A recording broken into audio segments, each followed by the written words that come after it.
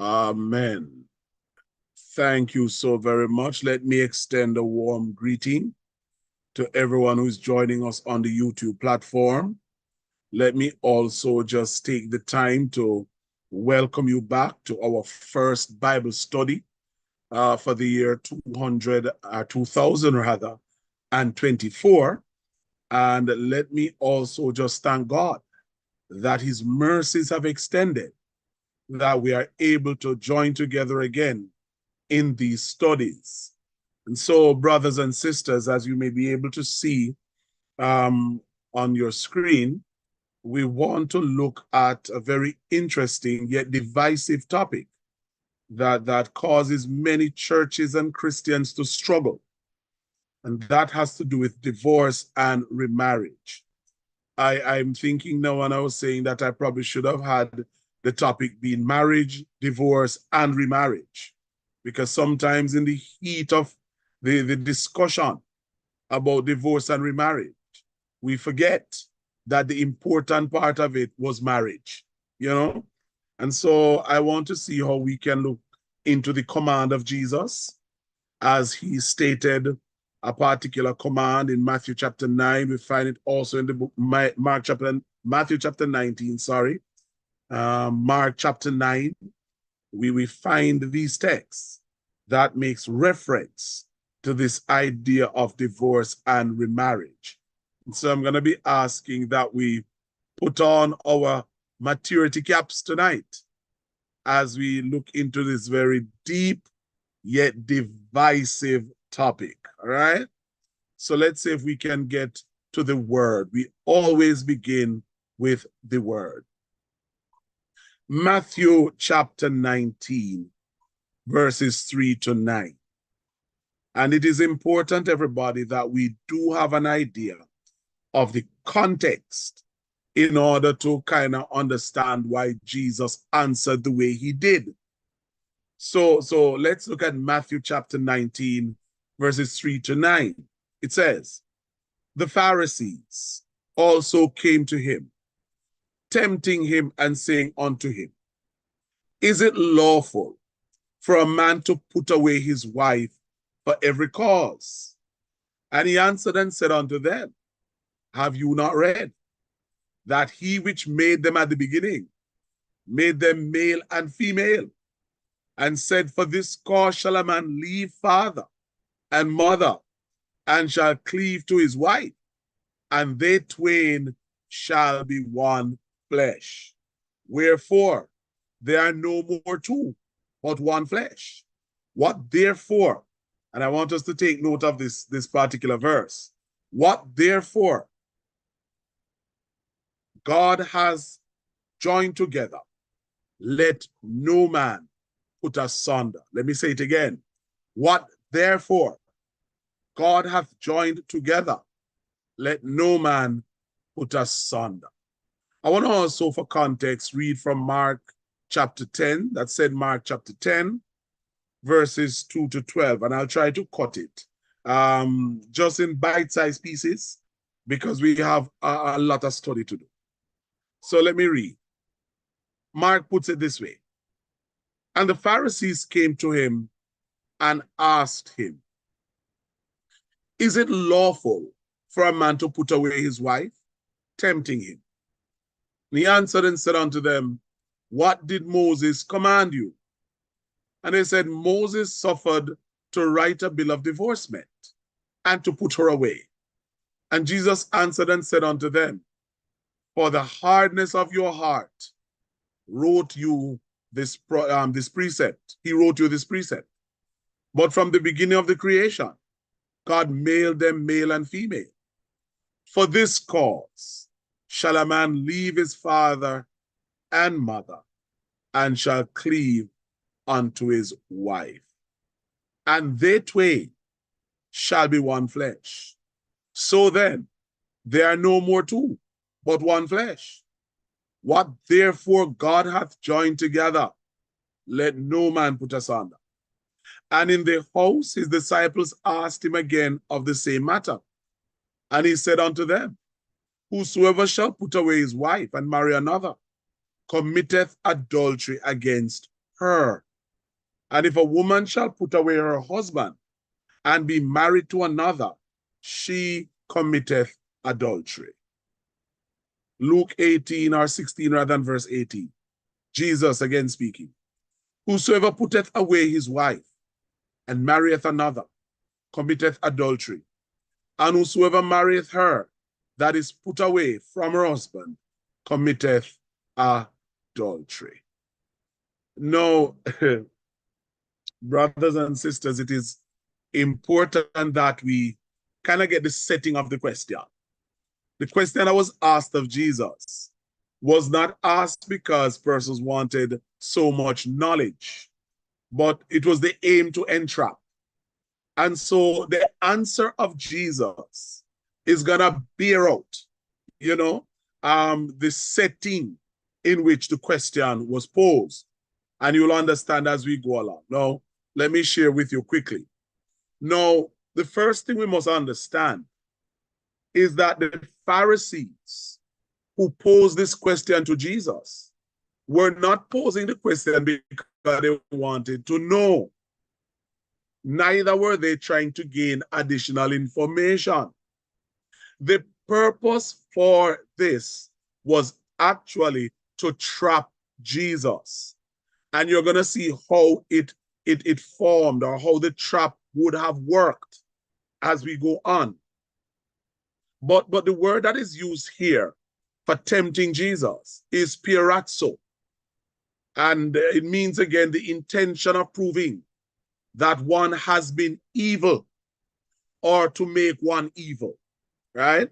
So the idea is that they wanted to trap Jesus to prove that he was evil, he had been evil, or they wanted to allow people to see him as being evil. And so pirazzo involves entangling a person, setting a trap for them, or discovering what good or evil, weakness or strength was in a person, or knowing it, making it manifest to the one tempted.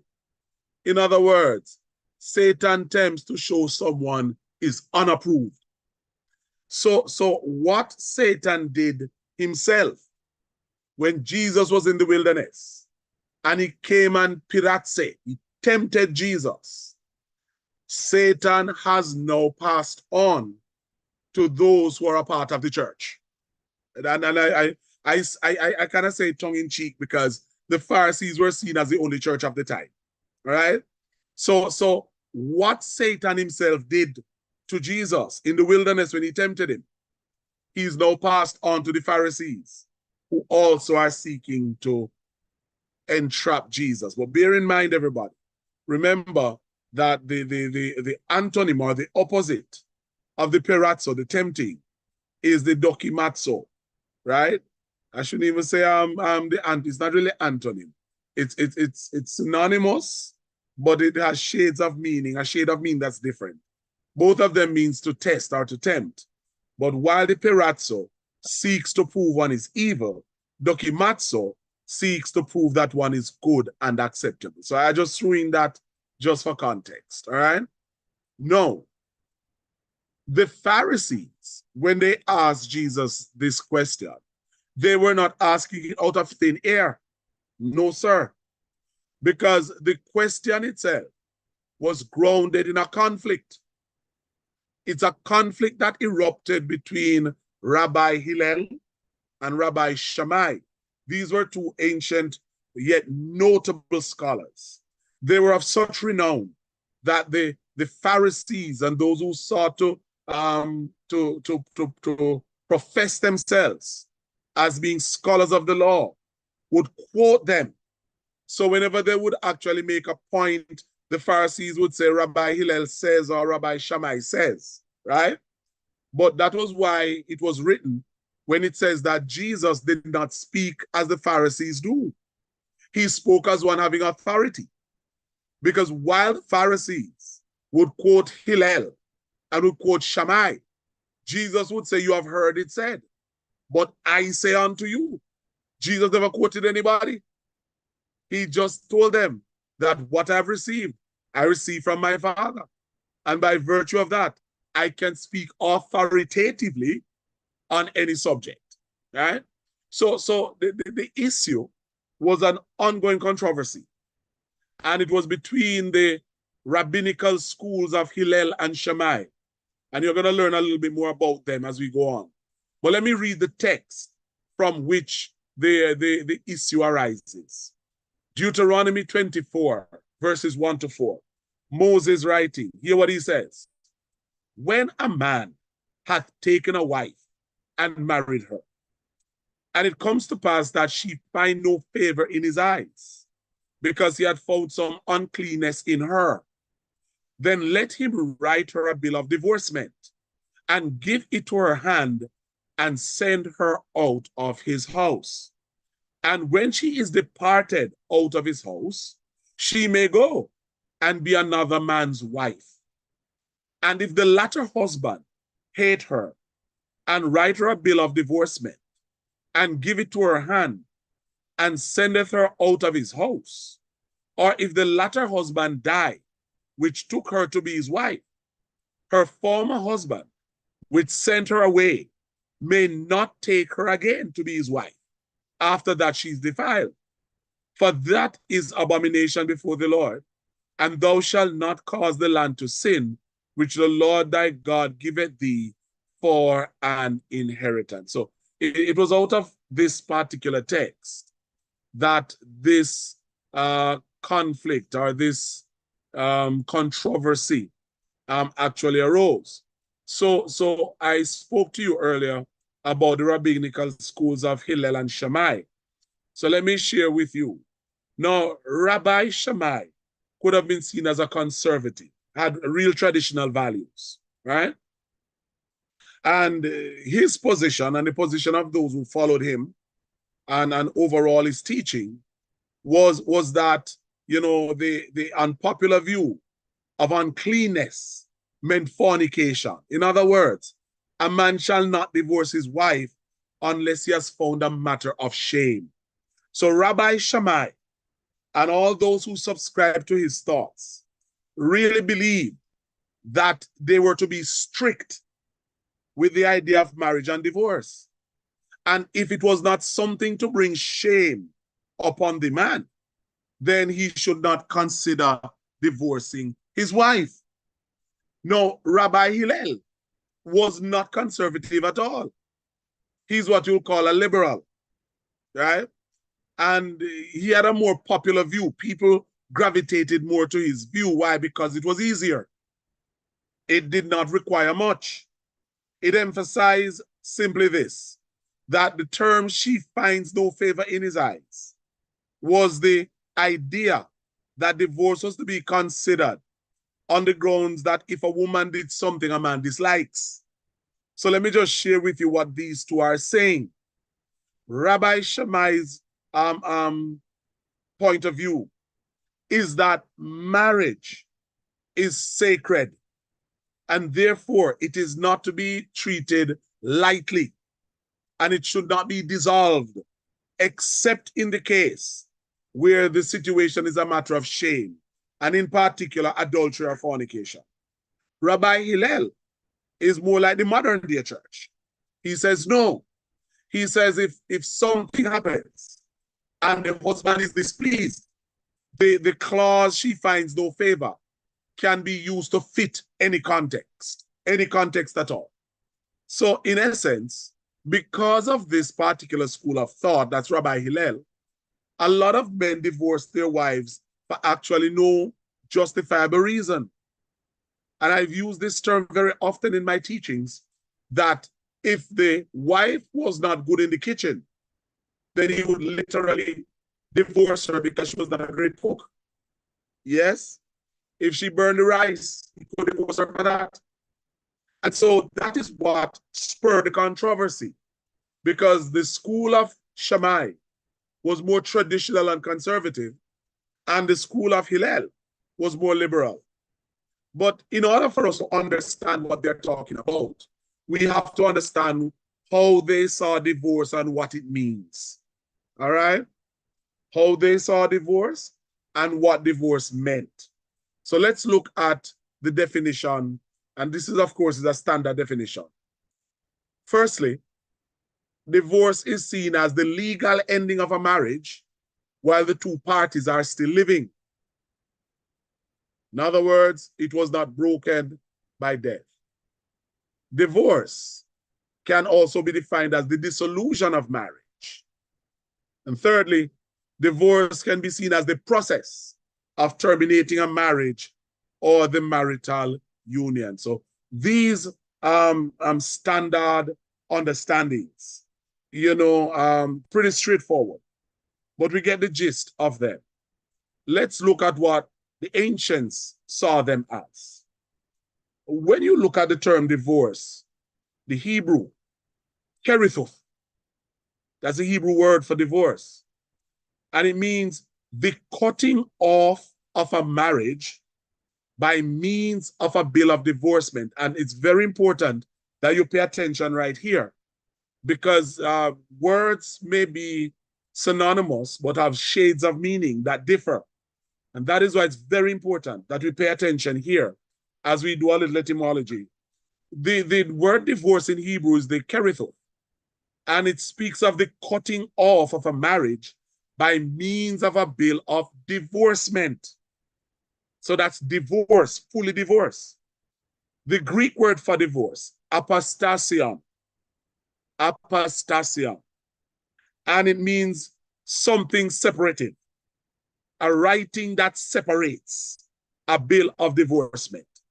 These two definitions, and these two words, I should say, speak of something that is judicial and legal in nature. In other words, it is overseen by the governing authority of a society or the governing authority of a people. So I want us to get it and not use the words too lightly. So when you look at the apostasion and the kerithuth, they are legal terms, and they make reference to the authorities that oversee society or rule over a people, making a judicial writing or a judicial decree, right? So you have to bear that in mind. When we, as marriage officers, I'm a marriage officer of the island of Jamaica, before I can say join someone who has been divorced for whatever reason, you find that they have to present what is called a decree absolute. We call it that in Jamaica. Overseas, it is referred to as a final judgment. And by overseas, I mean the United States, a final judgment. In other words, it is the state, it is the governing authority, the judicial authority that issues a divorce, right? So a man does not so much divorce a wife.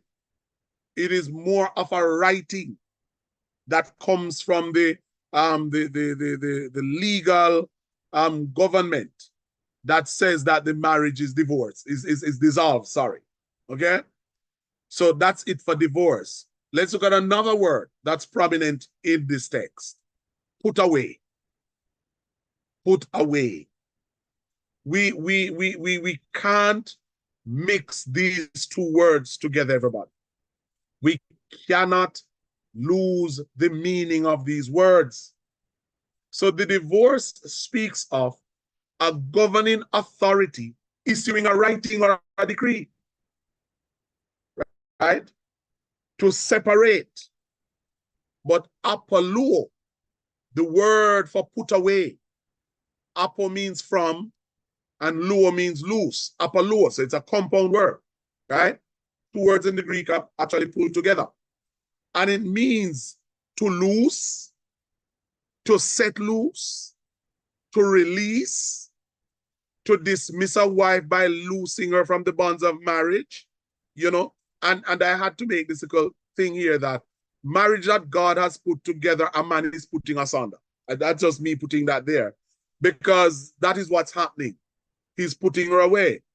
Now, Hebrew word for put away, we have more than one. I just highlighted two. The word shalach means to send away or to put away. And God uses that word in Malachi. And then you have the word garash, to drive out. to cast out. So you have a number of words. Now I want you to recognize the difference between divorce and put away. To divorce literally means that a legal declaration has been made, a legal fiat, a decree has been issued by the governing authority, yes, vis-a-vis the government, and by virtue of that, the government no longer sees two individuals as being together or being a couple, right? So the divorce is a legal thing. But the put away is where the problem comes. And one of the problems that we have is that in some of the versions, where put away should be, it is translated divorce.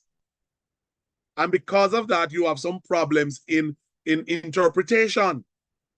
So any Bible teacher or scholar who is worth their salt will tell you that one of the major challenges, right, is actually the interchangeable use or using or usage of the apaluo, which is put away, versus the Greek apostasion. There are two different words. Again, apostasion speaks of the legal declaration. Apaluo is different, and I'm going to tell you how. Now, apostasion is a legal decree, a legal writing, some that is binding for society. It has a lot to do with social security. It has to do with your pension. And I'm just using common terms to give you the idea. It has to do with your NIS. It has to do with all those little things that support you. Because when a man takes on a wife in the ancient world, and let me put myself together here, the individual had to possess particular things. It is not like nowadays where a man wants to marry for pleasure so much because he's afraid he can't control himself. Yes, that he just gets up and run and get married to soothe his urges. In the ancient world, absolutely not. There are certain things that the man must possess in order to take on a wife. And let me go a little further. If he was to take a second wife, which he was permitted to do, he was permitted to do. And again, it's a societal thing. It's nothing that God commanded, right? When people go to war and they die, the wives and widows will be left behind. And if there's a man who was rich enough, because he had to have money. So in the same text of Deuteronomy, Moses says, if a man takes unto himself a second wife or another wife, that which is of the first wife, her water, her bread, in other words, nothing that she has must be diminished. In other words, he must only take a second wife if he can afford her. Right? And this, of course, is not a license for anybody to practice bigamy or polygamy. It was a different society, and there was a different reason behind it. So apostasion, again, is a legal decree. It's a judicial term. It speaks of a legal writing, something binding on a society in which people live. But apaluo, this is where we get dicey. Apaluo is more of a personal / moral term. The putting away is a personal decision. It's a decision that somebody makes after looking at their own situation. Yes, it is the act of sending away, and it is moral in nature, right? So it's legal and judicial, and it is something that is decreed by the state or by the government. Apoluo has to do with a personal decision that somebody makes. And I have to just highlight it, everybody, that if you look at it, Jesus is more focused on the put away, because the put away is what is in the control of the individual, right? So apoluo, divorce, is apoluo, sorry, put away, is very much different than apostasia. And in some cases, the King James translates the apaluo as apostasia, which muddles the meaning, all right? No, it is important that we get that. To put away the wife was a personal decision that a man made. He made that decision of his own volition, of his own will. A divorce that results from the putting away is issued by the government. And I'll say government in this case, because just for your understanding, because it's really the man who writes the bill of divorcement, but it is required by the government. So I'm using the term government for you to understand, right? So when he decides to put her away, then the government says, you can't just send her out like that. You have to cover her. So you have to write a bill of divorcement to protect her. But we're going to get into that a little later. But it was very, very important that you understand both those terms. You understand why the question was asked, and you understand what is the premise upon which it was asked. They were seeking to trap Jesus. They were trying to establish a particular kind of view of him. And the words that are used there must be understood to understand the answer. No, there are two questions that were asked in the text. And I want to deal with the initial question, right? When they asked him, is it right for a man to divorce his wife for any reason? And it would appear that they are reasoning from the school of Hillel. Yes, they are reasoning from the Hillel school. So therefore, Jesus sought to redirect their thoughts, not on the controversy of divorce, but on the importance of marriage. And I really want to spend some time here. So the two questions are separate. When they say, is it okay for a man to divorce his wife for everything?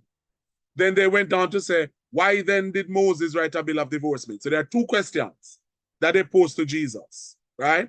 So the first question dealt with the reason for divorce and not whether or not it was permissible. So they never sought to find out whether or not God commanded divorce or God loved divorce or God wanted the divorce to take place. What they wanted to find out was whether or not particular reasons would suffice for divorce.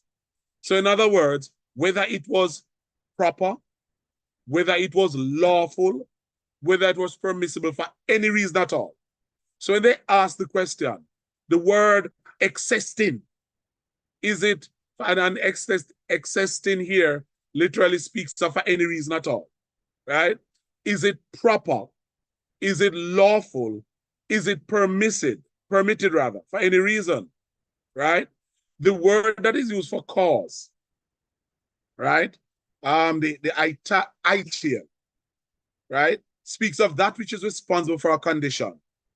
In other words, used here, it is speaking of the grounds for divorce. And then when you look at the every, it means any, every, and all. This word, pasan. Any. So shall a man put away his wife for any and every reason? That's what it is saying. For any and every cause. Is it lawful? Is it proper? Is it permitted? Right? No, I want you to look at the response. Hear what he says to them. And he answered and said unto them, have you not read that he which made them at the beginning made them male and female? And said, for this cause shall a man leave father and mother, and shall cleave to his wife, and the two shall be one flesh. Wherefore, they are no more twain, but one flesh. What therefore God hath put together, let no man put asunder. I want you to get that. I want to pull from Genesis and allow you to kind of get a feel of where I'm going here. It says, so God created man in his image. Right? Genesis 1:27. In the image of God, he created him. Male and female, he created them. And God blessed them and said unto them, be fruitful and multiply, and replenish the earth, and subdue it, and have dominion over the fish of the sea, and over the fowl of the air, and over every living thing that moveth upon the earth. Male and female created he them, and blessed them, and called their name Adam in the day in which they were created. Now, Jesus turns a particular, or the question, a particular direction, because he goes back to marriage. That's the first thing. And in the text, what he declares is that God made male and female, call them man and woman. Excuse me. In other words, Eve was inside of Adam. Eve was inside of Adam when God created him, right? Because if you note, even as the text speaks here, Jesus makes reference in the plural and God speaks in the plural, right? The writer declares he made them and created them and called them Adam. Unlike the modern translation or the modern understanding of some misguided souls who believe that them can be singular, and they're not using it as a collective pronoun really, but them can be singular. These individuals, it's not the case in the scriptures. When you see them, it means just that, them. It means plural. In other words, God created Adam in his image, but yet Eve was inside of Adam. And if you take note, when God separated Eve from Adam, he never had to blow into her again the breath of life. He had already created Adam, and she was inside of him. So Adam and Eve are actually two sides of the same coin. Adam and Eve are two sides of the same coin. So let's say if we can run on. Watch this. Now, Adam initiated, his dominion over the earth by naming the creatures. No, the scripture tells us that Adam allowed the creatures to parade before him. All the animals paraded before him. No, God had given Adam dominion over the earth. In the ancient Near Eastern culture, the individual who names a person or names a thing has taken authority over that thing, right? In other words, when Jesus said to the demon and in Gennesaret, "What is your name?" He said, "We are legion, for we are many." Jesus was taking control over him by asking the name, right? In the ancient world, whosoever it is that named a thing or a person, it was named after them. They took control of it, right? So Adam is the agent of God, and he begins to name the creatures, to order the creation, organize the thing, because God gave it to him to manage. And brothers and sisters, I tell you this, every now and then when I listen to Miles Monroe on this, because I think he has a very good grasp of it. He says that before God gave the man a mate, God gave the man a job. Before God gave the man a woman, God gave the man work to do. One of the challenges we have is that there are a lot of people who are getting married for the wrong reason and without a proper foundation, right? And our divorce rates are so high because people are missing what this whole thing is about. Before man was given a woman, God ensured that he was active and that he had work to do. And so I use the term at church very often that you should not marry for pleasure. You must marry for purpose. Because that is the reason why God gave Adam help.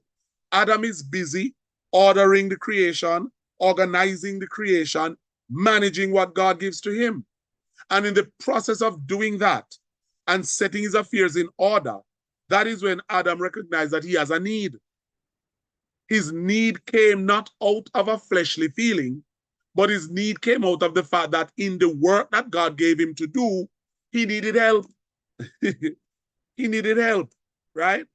So when you look at it, you find that when Adam would have paraded the creatures in front of him, all of them that God created, they would have come to Adam, and all of them paraded before him. Adam would recognize that none of the creatures that God created look like him. None of them were shaped like him.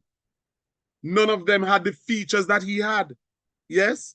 So everything would have actually had, and I've just put a little conjecture here, would have had a mate, would have had help. In other words, you would have had creatures that could herd together. Yes? You would have creatures that look like one another. But when Adam looked at all the creatures God created, none looked like him. So he became aware that he needed companionship. And you and I know that the only thing that God said was not good was for man to be alone, without help, without companionship. Yes? So very, very important. We have to recognize what marriage is, and we have to understand that marriage is something that is important before God. And therefore, as we enter into marriage, or as we contemplate marriage, we have to make sure that we are ready for marriage. Let's see if we can run on, everybody. So the woman that is to, or the person who is to help Adam, Adam needs help. In the divine counsel, God observes and he says, it's not good for a man to be alone. And this observation leads to a decision. Now, I put it there because just for the sense of explaining the thing. But Eve was already inside of Adam. God created them and called them Adam. Eve was already inside of him, right? And you're going to see how that plays out. So the woman was declared a helpmeet. So the decision that God makes leads to creation. And the Lord says, let us make a helpmeet for him. The Ezer Conegdo. The Ezer Conegdo. And that's the word for helpmeet in the Hebrew. And it means helper. And it doesn't carry the connotation of our current modern English understanding of someone who works in your home and takes care of the domestic chores. That is not what a helper means in the Hebrew. The Ezer Conegdo speaks of one who is capable of helping him, one corresponding to him. In other words, of all the creatures that Adam allowed to pass before him, and he named them and took authority over them, none of them looked like him. None of them had hands and feet. None of them had toes. Yes? None of them had his form. And that's when he recognized that he was alone, because every other creature would have had companionship, but he was alone. So the idea of the helper means one like himself, one capable of helping him, a helper corresponding to him. In other words, the crocodiles could help Adam. God knows that they wouldn't keep him warm at night, much as to help him. Yes? You find that the dogs could help Adam. No, sir. For what Adam needed, he needed an Ezer Conegdo.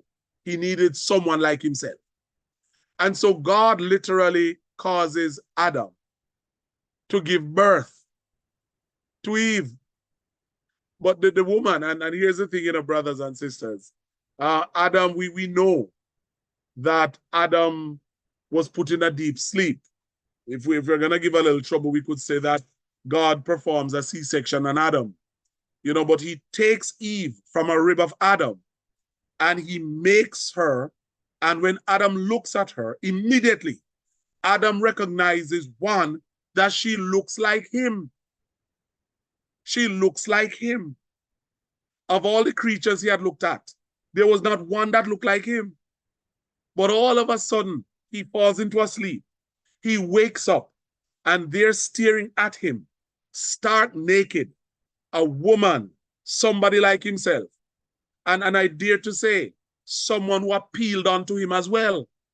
Yes, she appealed unto him because the man waxed poetic.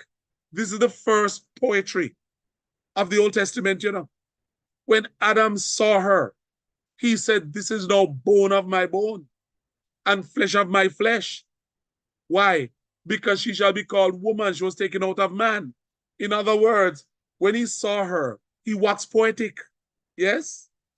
No. When you look at it, everybody, in the idea of the Ezer Conegdo, you're getting the concept of why marriage is important to God, you know. God separated from Adam's body his wife. Why? Because the animals were made out of the dust.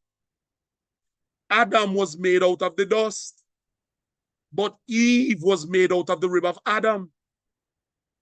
She lived in him, and now she was to live with him.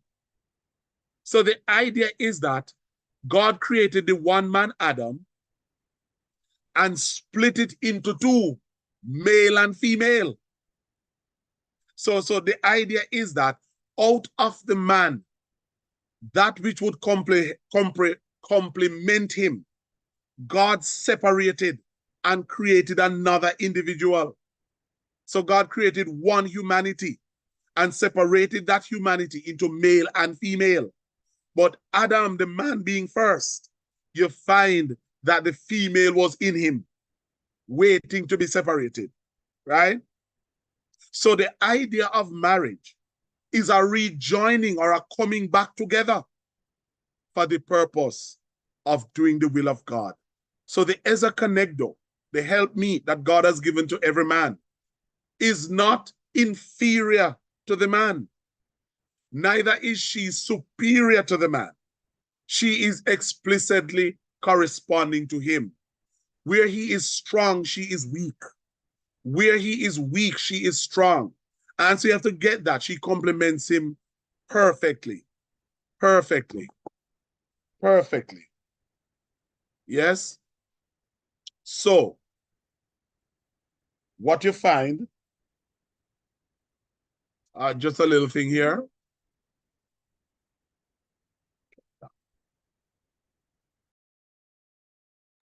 Yes, just some power issues. Sorry about that. So the idea is that she perfectly complements him.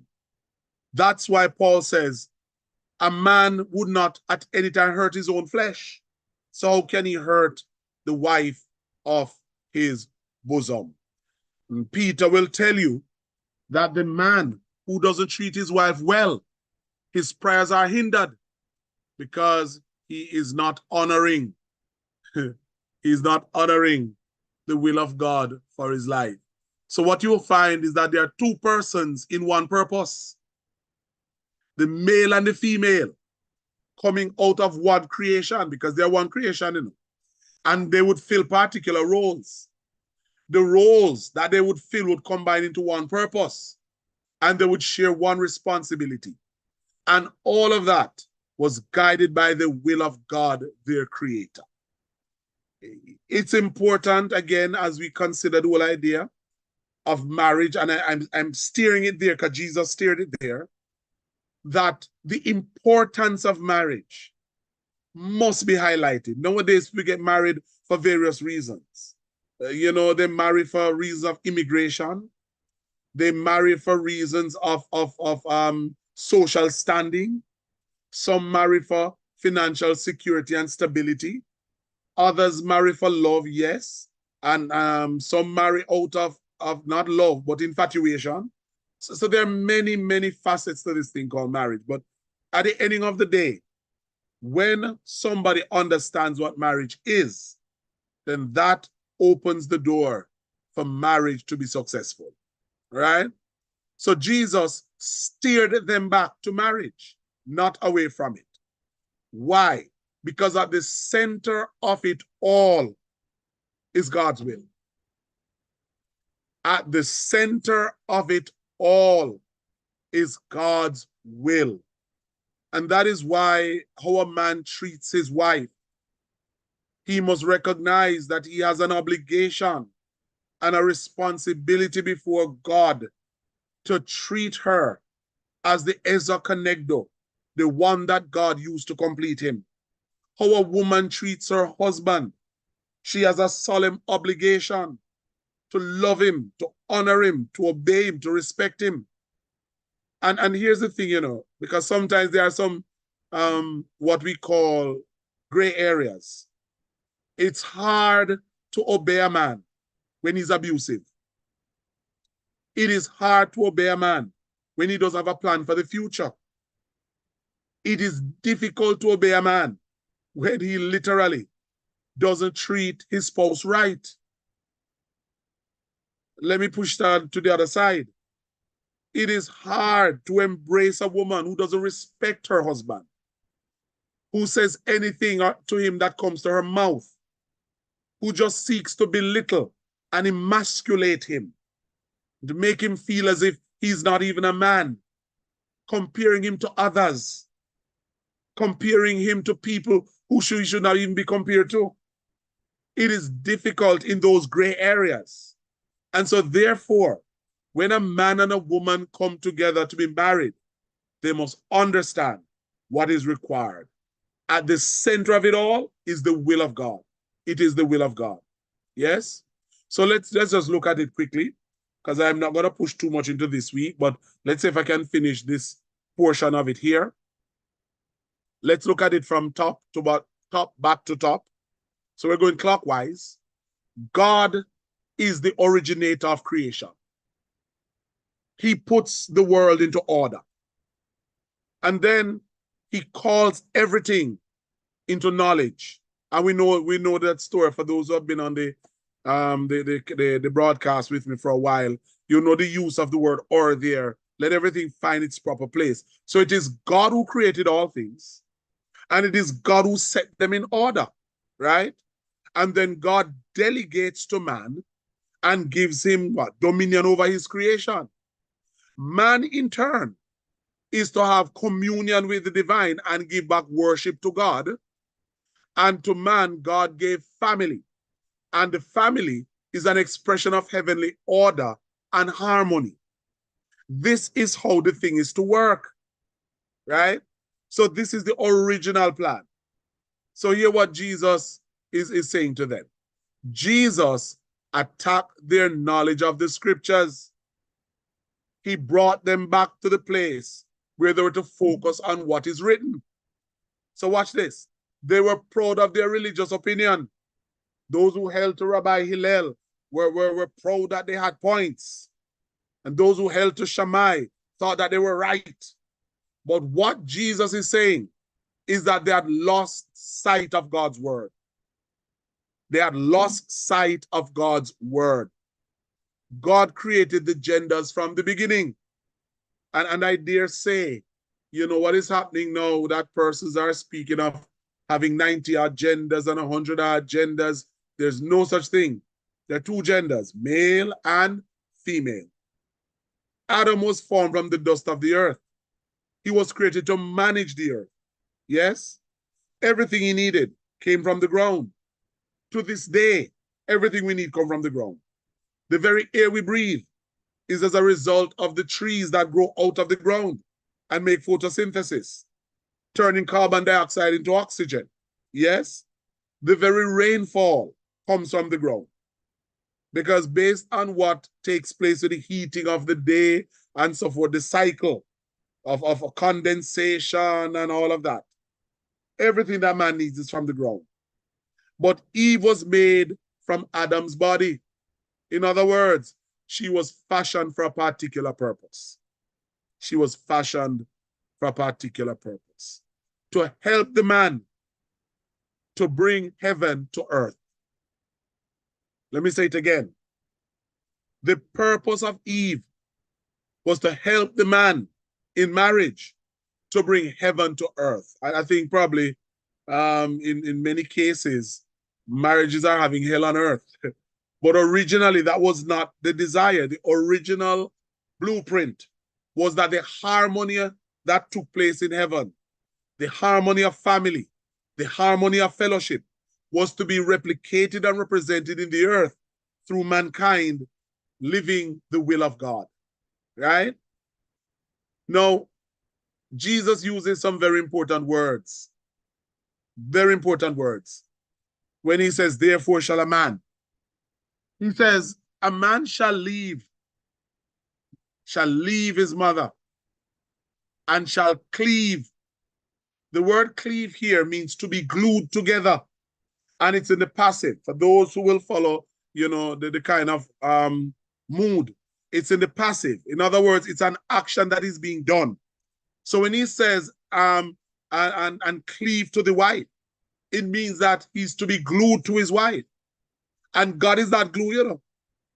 The man does not glue himself to the woman, you know. He takes unto himself a woman.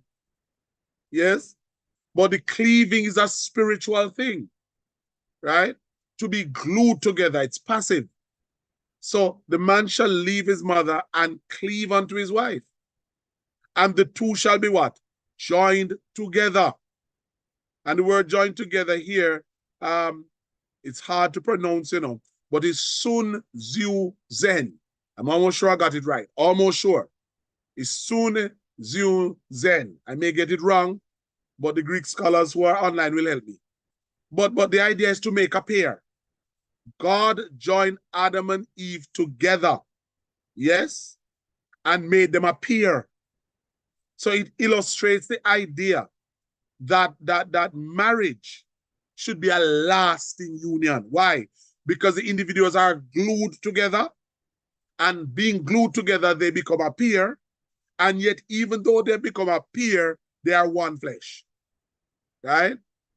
So it says, listen, when two people are married, they have put their necks in the same yoke and stay together for the rest of their lives. Jesus provides further commentary of the model of marriage depicted in Genesis. That's what he's doing. He says, both will become one flesh, sapkamian. Yes? Jesus literally brings the thing and says, though they are a pair in number, in substance, they become the same, one flesh. Right? So he's moving the discussion that the Pharisees have started from what separates people in marriage to what should keep them together. So Genesis 2 verse 24, that's what he's doing, you know. They are arguing about what should separate the marriage. Jesus is answering by showing them what should keep it together. The inference there is that divorce should not take place. That's the inference. And as we do this study, listen carefully. If there's anyone who has been divorced, when we do a study like this, it is not for anyone to feel less or guilty. No. It is to highlight the biblical principle and from there work through the specific issues, right? So you find that ideally and according to God's decree, when marriage takes place, there should be no divorce. That's why, ladies and gentlemen, it is important that when somebody is about to get married, that we know what we're getting into. Years ago, there's an R&B singer called Percy Sledge. Percy Sledge had a #1 hit called Take Time to Know Her. And I would even flip it for the ladies. Take time to know him as well, right? It's not an overnight thing. And if you listen to that song, you'll hear the story that comes out of that ballad. But the idea is that Jesus is highlighting the importance of marriage in the eyes of God. The red flags that you see, do not believe you can change them. Anything that you see over time, you're going to have to learn to live with it if you decide to go ahead and get married. And you're going to see what I'm talking about. I remember a beautiful lady, said something to me not too long ago. She said to me, Pastor, the husband give me some trouble, but me have to live with it. Because I know God give me him and me take him. And I mean, when she said it, I laughed, but she had not a smile on her face. She was dead serious. She said, I know God give me him and me take him. The reality, everybody, is that when we get into marriage, we have to understand that it is God's will for marriage to be a lifelong commitment. Not until we find fault, but until death do us part, right? And so the man and the woman are to form a union that is different from their former connections. And here is it what most people don't get. The closest persons to a man or woman is often their parents. Normally the parents. And Jesus is here saying to them, you must leave according to God's original decree. You must leave the closest kin and kith to you, those who are closest to you, your kins, those who know you and you have been with them from childhood and run up and down and them know your beauty spot there, and they know what tick you off and know what get you angry. They know what calms you. You must leave them and form a new family structure with a perfect stranger, somebody you don't even know. That's the idea, you know. But within the context of that is that it is God's will. It is God's will, right? So you find that one flesh, or the term one flesh, emphasizes the intimacy and the interconnectedness of two people fulfilling God's will by their formation as a new family relationship. That's how important it is. Two people united in one purpose are no longer two but one. United not only in purpose but in marriage. United not only legally but physically and spiritually. Right? That's the idea. The cause from the beginning was to be fruitful, multiply, and manage the earth. And the way to do that was for them to multiply and cause the earth to multiply. In essence, the point upheld, right? What would the point upheld would not be what was lawful. God's purpose and design was to be upheld. So in other words, it's not the exception we're looking for. We're not looking for the escape clause. We should be looking at what God desires, right? But for those of us who would have gone through our last study on why evil is in the earth, you would remember that we spoke of a thing called free will. And free will means the power to do otherwise. So therefore, while it is God's will, purpose, and design for marriage to stay together, we find that very often free will cause marriages to break apart, right? So the idea that Jesus is saying here is that the focus should not be on divorce. The focus should be on marriage.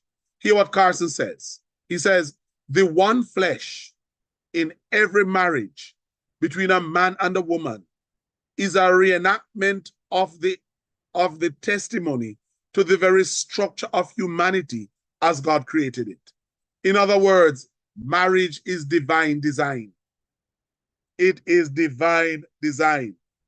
Jesus was therefore bringing the Pharisees to a place where the argument would emphasize the sanctity of marriage, not the rabbinical reasons for divorce, the sanctity of marriage, right? It's just like sometimes when a pastor preaches, somebody said, boy, a pastor never preached too hot today. No. They miss the message because you find that the preaching was only the vehicle that carried the message. But the message had to do with the sanctity of God's word. They often miss it. It's the same thing in this argument. They were saying, Jesus was saying to them, you should be focusing on the sanctity of marriage and not the reasons for divorce.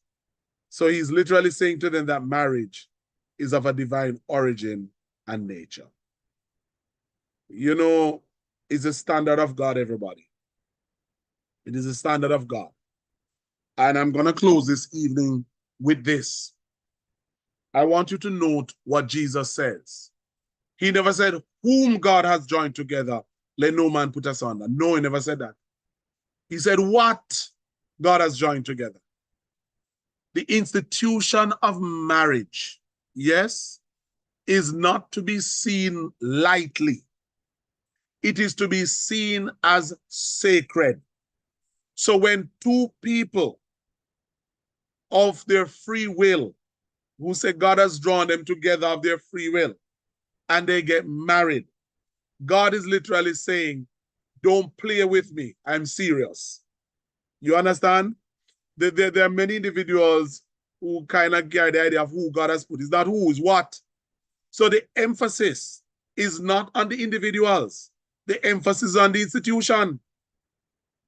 And let me go a little deeper. When you look at the term, what God hath joined, it is in the aorist tense, in the Greek. The aorist tense speaks of one-time action, but also completed action. one-time action, but also completed action. So what God hath joined together, which is the marriage, which is marriage, I won't call it a sacrament, but marriage, it is not to be entered into unadvisedly, but it must be entered into soberly, discreetly, honestly. Why? Because it is God who has instituted it. So the emphasis is on the fact that this is a general rule, that when you have joined together in marriage, it is so important because it's established by God that you should not even think about breaking it apart, right? So what is happening here is that God ordained marriage and man is not to dismantle it. Let me put it this way, and you need to understand this. When he says what God hath joined together, let no man put asunder, Jesus was directing his gaze to the husbands. Normally, it was the husband who initiated the divorce, not the wife. In Jewish society, an ancient Jewish society, it was the husband that initiated the divorce, not the wife. And the truth of the matter is, what Jesus is saying here, that once you have joined or you have gone into this union, you yourself should not dismantle it. So hear what it says. Let me give you the tense in the Greek. Therefore, what God hath joined together, one-time action, completed action, right? Let no man put asunder. The word there, let no man separate, is in what we call the active tense. Let no man arbitrarily, or let no man commonly, or let no man ordinarily just separate itself. You get it? In other words, the separation of man and woman, husband and wife, is not the prerogative of any man, especially the husband. He's to be leading his wife, and he is to have a purpose and to ensure that it does well. Marriage was designed to be permanent, and I want that to stick. Marriage was designed to be permanent. I'm going to leave the second question, and we will pick up here next week. The Lord tarries. But I just want to encourage us, those of us who are not yet married, before you do get married, I encourage you to do your due diligence. I encourage you to look into things like family backgrounds for both male and female. I encourage you to look at how individuals treat other people aside from yourself. Because, well, let me leave that alone. But also look at the way that individuals treat their relationships, the way that they look to God and the way that they treat God and the work of the Lord. Because all of those things are indications of the person's character and behavior. And one of the things you're going to find, if I may say so, is that oftentimes a lot of people ignore the red flags because they are so in love. I remember years ago, I heard one preacher saying that those who indulge in puppy love will end up living a dog's life. When the storms of life hit us, we're going to need somebody on the other side who understands what this is about. And let me just say this again to those who are married. If you are married, I was listening to someone praying for marriages a couple of weeks ago. And I said, our marriages don't need any more prayer, Marriages, especially in church, don't need any prayer.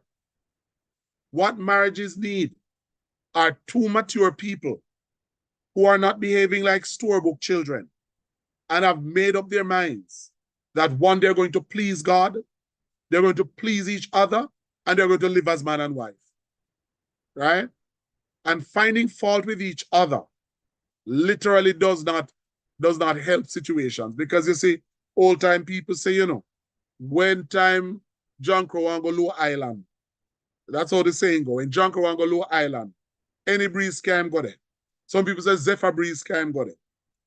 Individuals who have problems and find faults are seeking weapons to destroy and damage your own marriage. Look for the good things in people. Nurture them. Correct the bad, That's okay. But at the ending of the day, it must be that both parties are people who are mature and who are ready to do the will of the Lord. And so, my brothers and sisters, I want to bring it to an end for this week. I want to thank all those who have joined us on the YouTube platform, those who have joined us on Zoom. And I really want to pray that the Lord will continue to bless you in this new year, open up new doors and opportunities, and to grant the kind of progress and the kind of prosperity that we long for. But more than all this, it is my prayer that our souls will be prospering in holiness, in righteousness, and in goodness. My brothers and sisters, as we end this Bible study this evening, may the God of heaven bless you. And it is my sincere desire that as you continue, if the Lord tarries, that we grow more and more in Christ. If you're listening to this broadcast and you're not saved, I invite you to turn to the Lord Jesus, who will make all things beautiful in his time. And so thank you again, and we look forward to seeing you next week, same time, same place. We invite you to come as we seek to complete this study on the question of marriage and divorce and remarriage. God bless you, and until we meet again,